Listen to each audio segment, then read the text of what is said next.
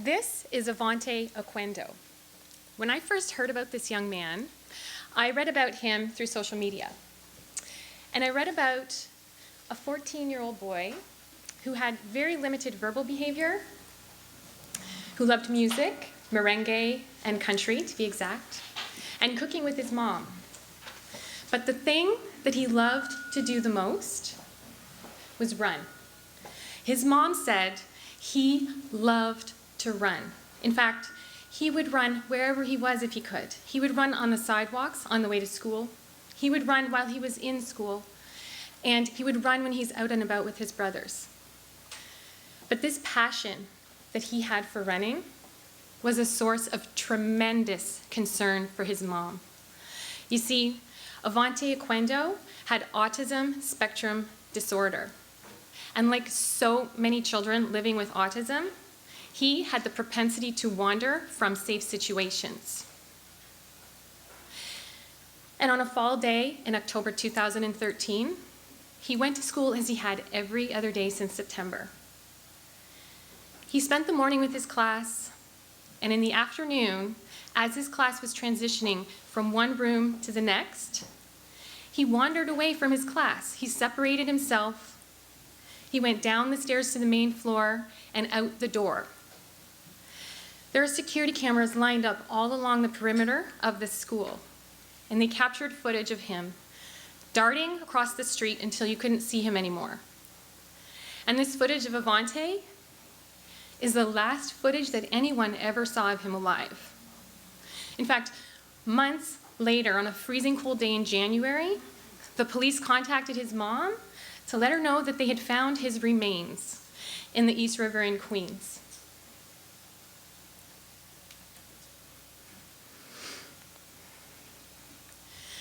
According to the Center for Disease Control and Prevention, autism spectrum disorder affects 1 in 68 children.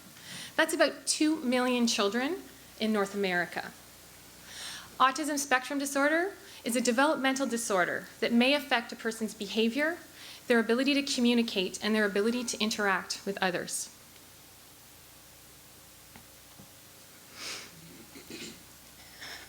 Sorry, I'm losing it. It's a spectrum disorder, which means that while everyone is affected with a diagnosis with autism, they're affected in those broad categories. It's expressed very differently depending on who the individual is. And I'm going to illustrate what I mean by this with an example under one of the categories of communication.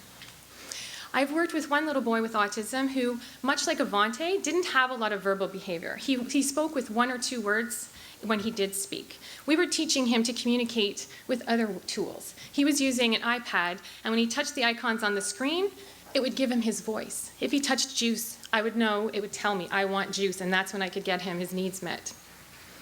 Contrast him with another little boy that I worked with who had very sophisticated verbal communication skills. In fact, he would carry on conversations with me 5-10 minutes at length on a variety of topics. We would talk about dinosaurs, we would talk about trains, we could talk about the weather. He understood the reciprocity and he could converse with me in a meaningful way. But in his communication, the area that he needed to work on for communication was around understanding the subtle nuances in our language. For example, my mom used to call my little brother a tiger. He's going to kill me for sharing that here, but she did in an endearing way. That's what she called him. This young man that I just described to you had the ability to communicate with me, would hear that and think, that's a boy that is not a tiger. He would take it very literally. So we would need to work on teaching him some of those subtle nuances.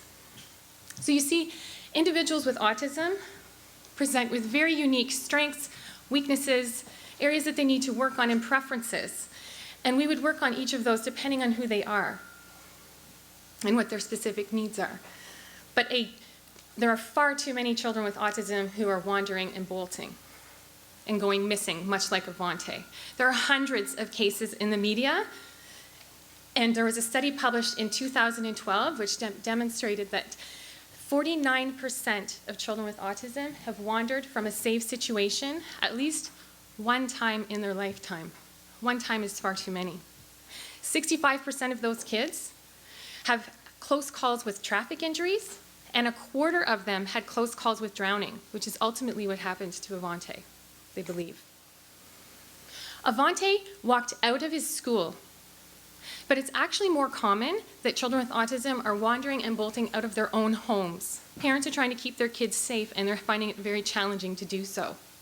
I recently heard about a parent who rearranges all of the furniture in her home, such that, not all of the furniture, the sofa, every day at the end of the day, she puts the sofa in front of the front door. This way, if her son tries to leave in the middle of the night, which he has done on multiple occasions, he will need to climb up and over her body, and she will wake up. She will be there to save him from leaving the home. That's how she manages to keep him safe at night. It should not be so difficult for parents to keep their own children safe. And we're hearing that the parents who are struggling with the wandering behavior, parents who have a child with autism also deal with social, emotional, and financial challenges that parents and individuals who do not have a child with special needs cannot even fathom.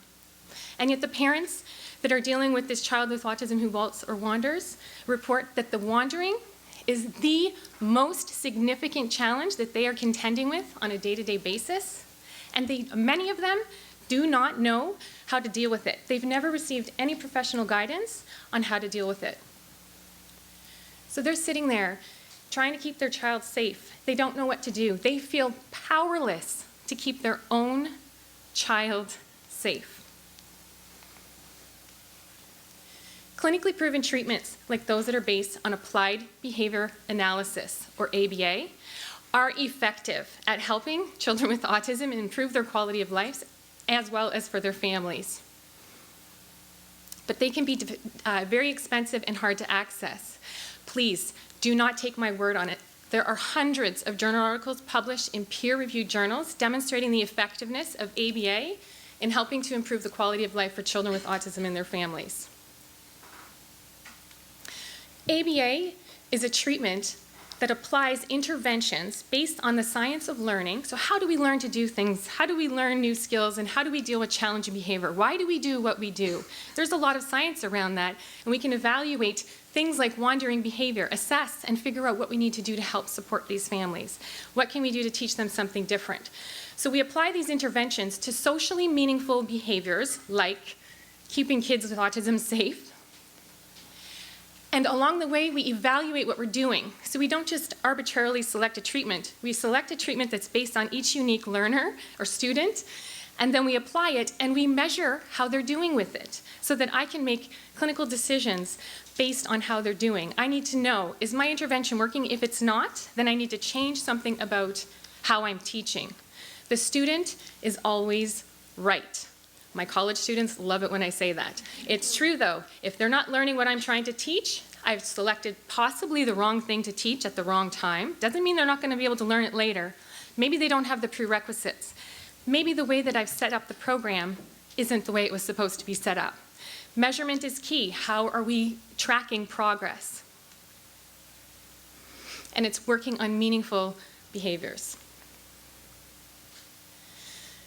There is an urgent need to support families who are living with a child with autism who bolts or wanders.